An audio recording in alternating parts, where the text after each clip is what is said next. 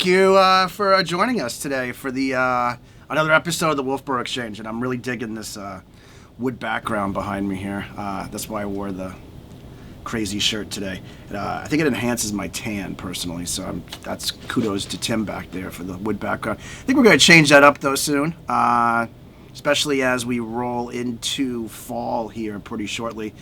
Summer once again went by with the blink of an eye, and the dog days of summer are truly here. We're at the end of August, and you already felt those cool fall winds the last couple days blowing in out of the northwest. Fall is just around the corner, and with fall comes budget season in town government, and the leaves changing, and busloads of tourists coming to witness the leaves change every year. So got a lot of things shaping up. Got some events coming up here, some past events. The Granite Man Triathlon was last weekend.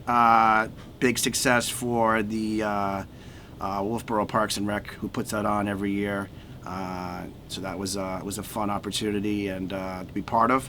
I was down there as one of the people putting in the water course for the swimmers for the first thing. It was an early 5 a.m. wake up for me on last Saturday. So love it. Today we're going to be covering this. I'm really excited about covering this. This is we're covering a meeting from the Wolfeboro Board of Selectmen that took place on August 14th, and it was a special meeting to deal with bike trails. And just to give you a little bit of a history about bike trails here in Wolfeboro. There are, approximately 35 miles of bike trails that are out in the woods. So we have the Bridge Falls Path that's taken care of by the Pathways Committee here in town. But beyond that, we have trails out at Fernald Crossing. We have trails in the Sewell Woods.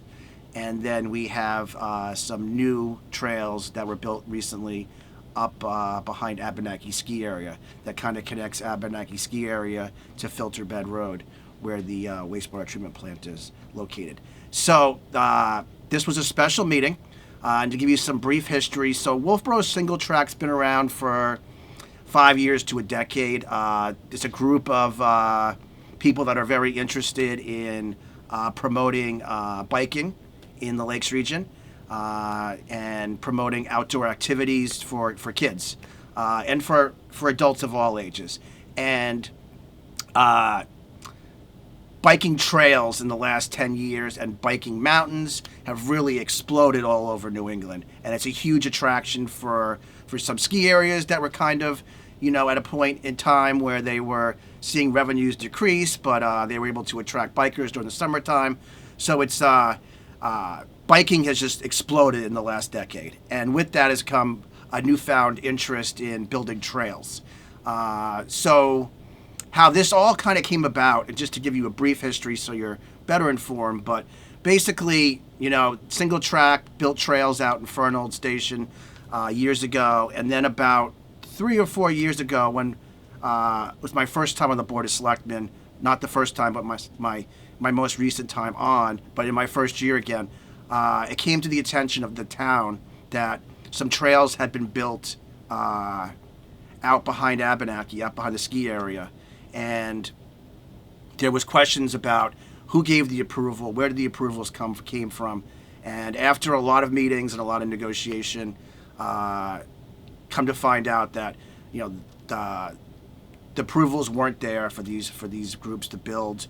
But however, through meetings and through an MOU, which is an understanding agreement between the town and Single Track, the group was able to then build trails last year out at the Abenaki Ski Area and kind of redefine and refine the trails that were already there. These are very popular trails for the people that use them, and but it's a balancing act between people that want to donate money to build trails. Some of these trails, this trail complex, is shaping up to be a multi-$100,000 donation to the town of what we've seen that has been built out there already. And Single Track is looking to build more in the future. So About a year ago, we signed an agreement with with the Wolfeboro Single Track Organization, an MOU, an agreement of understanding that they'd follow certain rules and certain procedures in order to continue building trails. And so that kind of brings you to speed of what's happened in the past. And then this, I'm going to show you 5-6 clips. We're going to do them all right in a row. So I'm basically taking the whole hour and 45-minute meeting, and I'm concising it down for you for 5 or 6 minutes to give you the vast majority of the info from that meeting. It's an interesting meeting, and we're going to discuss why. But just the key points to look out for. Look at body language, both body language of the board members and body language of the people that are presenting, many of whom are members of the Wolfeboro Single Track Organization that sit on the board. One's doing it remotely, and a couple other ones are actually in the audience. So that's interesting. Also, the approach by some board members in how they, in their dialect with this volunteer organization, just to be aware of that. And it's a very interesting 6 or 7 segments. So we're going to run those right now, and then we'll come back and I'll give some more commentary. Thanks. So we're here today to talk about whether or not we want to suspend the license agreement, continue forward with the license agreement, and what provisions that we can do to make this communication better amongst the two entities. Board members, anybody have any comments? So when were the jumps put in? I'm just curious. I honestly don't know. That was before I was involved. Can you? Yeah. And just state your name, because it'll be all part of the record. Thank you. Hi, Rudy Meyer, Wolfeboro Single Track. So I believe that those drops, we call them drops, were put in shortly, after the Tomahawk Trail was created, while Lester was probably building the what's now the top part of Screaming Eagle. So no, those were never, there was no formal anything at that point in time, and someone took it upon themselves to do that. Yeah, so I asked who put them in. So who put them in? His name is Sean. Oh. I probably don't have my close enough voice. And how's Sean associated with this whole? He's not. He's just a writer. He's just a writer. Yes. He's an individual. Not part of the Single Track Alliance. No, Not a trail builder. Correct. And not part of any of the design or trails that you presented to us. Correct. It's another trail off that we don't have. Oh, no. It's right in. It's part of Tomahawk. It's the line of Tomahawk. It's in the line of Tomahawk. Yes. Okay. Are there any other jumps and stuff? No, I mean, because we don't have anything. Well, when you say are there any, there are no other jumps. No, that's, Those are the only two other than. Correct. Okay. It's meant for a climb trail, but you can come down it. I would not call it a flow trail at all. Just because it has those corners around it doesn't. How can people come the same I think direction? Chris, what did you just say what Tommy Boy was? Tommy Boy was when the trail was being built last year with the funds that you outlined on the paper. Those funds were put in to create Tommy Boy, which is, and I forget if in the paper, if it's a 2-way trail or a 1-way trail. I believe it was multi-directional with the primary use of uphill travel, which was why we were requesting for the downhill trail to be built so then it could be fully separated and be an uphill only. And well, maybe we need trails that are just climb trails and trails, because that was the whole understanding. I was told we're building a climb trail. It's for people to go up so that then they can come down. Yes. We have up trails. Right, but since we didn't have a green trail coming down, that also provides a very easy trail for someone to come back down the filter bed if they would like. Because the only other option is Tomahawk and Black Eye, which are And if we talk about, green we trails. want things for kids to do, not doing drugs and sitting at screens, we also want to teach our children that we do what we say and we say what we do. Absolutely. We don't do what we want and say one thing and then do another. Nope, I can't agree more with that. So how many times are you guys going to ask for forgiveness? Well, Brian, did go, Chris tried, and I guess we failed. Yeah, I mean, I think moving forward, the goal is everything 100% in writing, right? I mean, and walk everything 2-3 times. I mean, I think we understand the issue. I am curious though, Brian, who the experts were who gave because I mean, we could definitely have trail builders come and give an opinion as well, but just, I think, anyways, could you share the names of those people? So when people come to me in town and they ask to give me information and they ask to stay anonymous, I keep them anonymous. That's Really? just the way it is. Yes, absolutely. We've tried that once, and you stated names clearly in this meeting. And I do, yeah.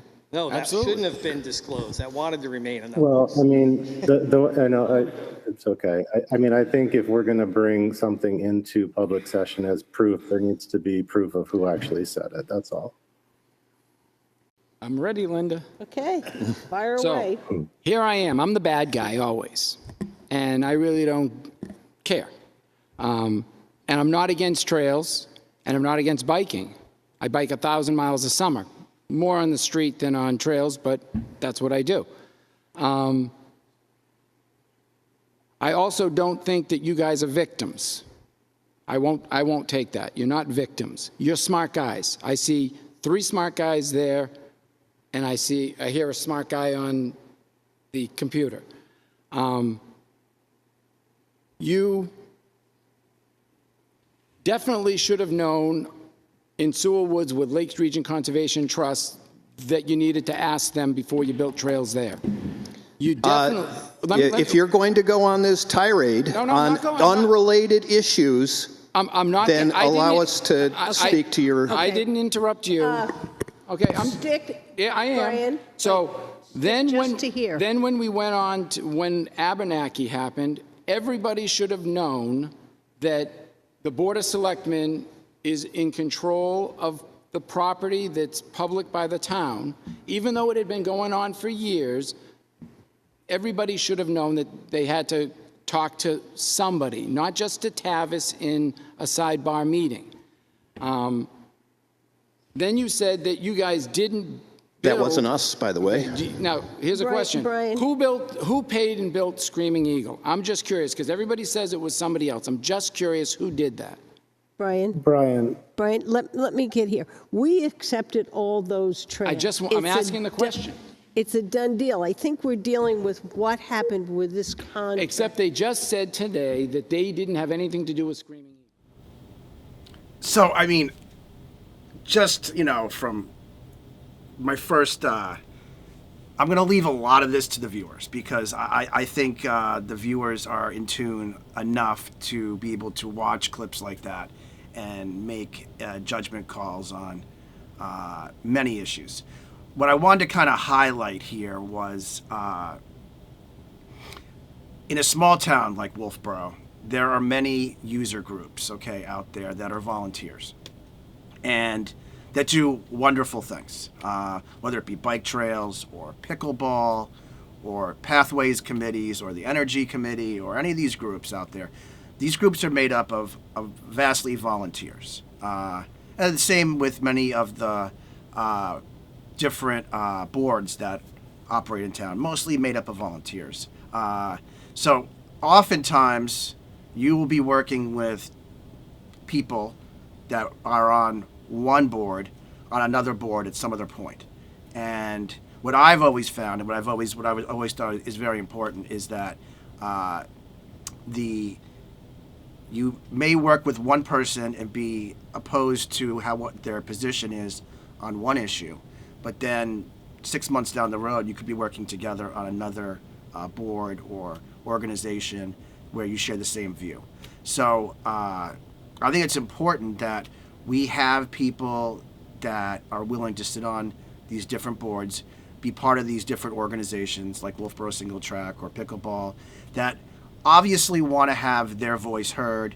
They have they have a particular interest that they want voiced, and that has to be balanced, of course, with what the town needs to look out for all users, all prospective users for the public land that's available, the public buildings that are available, and all types of things like that, whether it be Abenaki Ski Area or the Pop Whalen Arena or any town property, park. The town, the Board of Selectmen and town manager need to look out for the overall interest of every party when it comes to this. I found this meeting to be insightful. I also found it to be, a little bit of he said, she said. And bottom line, I just feel that, it's an important issue, but unfortunately, it's a first world issue. I mean, when you have time to spend arguing about money being spent on, people working in the woods, building bike trails, there are bigger things, there are bigger issues going on, not to diminish at all from the topic or the arguments made on both sides. My caution is that, what I just said before is, you got to be careful because who you treat a certain way in one group, it may come back to bite you when you're working with them again on a different project. So a lot of interesting information there. In the end, the board did grant them authority to move on with certain things going forward. They're going to be under a watchful eye. I think they knew that coming into the meeting. I think that in the end they'll still be able to go out there and repair the trails they have and start to formulate a plan going forward, but under a much more watchful eye. And groups need to be accountable, of course. Like there's many of Brian DeShaze's arguments about groups being accountable is very important. It has to be tempered with the fact that you have these groups that are energetic. They're out there building trails that are very popular. It's going to bring, these trails bring people. They bring people that are involved in this type of mountain biking or in biking. They'll travel. There's places in Vermont, Burke, Vermont, and there's places all over New England, and people will literally travel to these destinations for bike trails, which brings in new user groups that wouldn't normally come to Wolfeboro.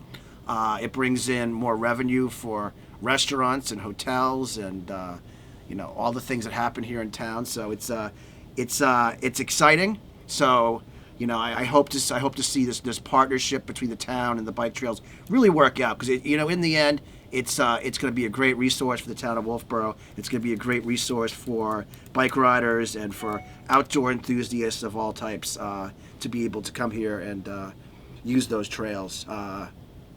So kind of wrap up with that, but a couple good events going on near future. This Saturday, August 24th, we have Howl at the Moon, which is a performance at the Pop Whalen Ice and Arts Arena. One of the first ones, I think, for this type of thing, but it's dueling pianos. It takes place from 7 p.m. to 10 p.m. This Saturday. Pop Whalen Ice and Arts Arena is put on by Back Bay Hockey. And if you go to the Wolfeboro Chamber, so it's wolfeborochamber.com website, there's a link to purchase tickets on Eventbrite. Howl at the Moon Pianos they're going to have food by Soul Kitchen, live entertainment and merriment. Welcomes request songs from any genre, decade, or by artist. It's 21 plus, cash bar. Tickets are $50 each, and you're strongly to purchase in advance. Coming up next weekend, Saturday, August 31st, there's the Khaled Gallery's Saturday Night Out. Saturday Night Out is live music, arts, eats, and fun.